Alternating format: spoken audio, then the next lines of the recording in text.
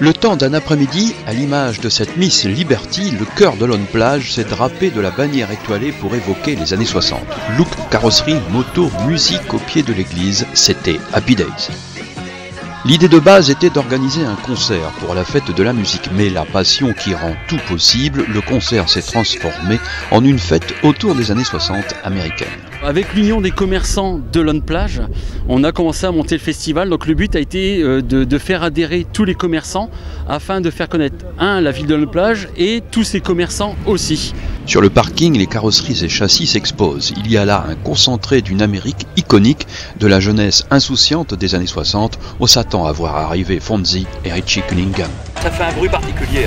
Oui, après c'est les V8, c'est les V8, c'est des gros cylindrés, donc c'est un peu normal quoi. Allez, c'est entre 20 et 25 litres, mais bon, après on sait, on le sait ça. Oui, c'est pour ça qu'il y a un grand coffre. C'est pour ça qu'il y a un grand coffre. On a les jerrycans.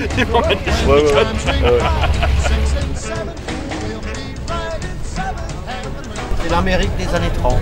Les voitures des gangsters américains. Bonnie Clyde, John Dillinger. Pendant que sur le parking, les belles américaines font de l'œil aux promeneurs, de l'autre côté de l'église, un sosie d'Elvis Presley enchaîne les airs bien connus de l'époque du twist et du rock'n'roll.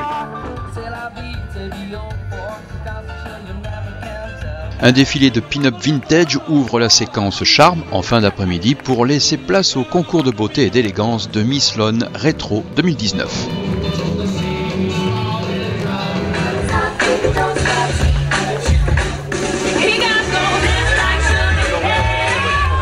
Le temps d'un après-midi, le centre de Lone Plage a vécu à l'heure des 60s américaines. Une façon de revisiter une époque qui fait toujours recette, tant cette époque est évocatrice d'une certaine idée de liberté et de joie de vivre.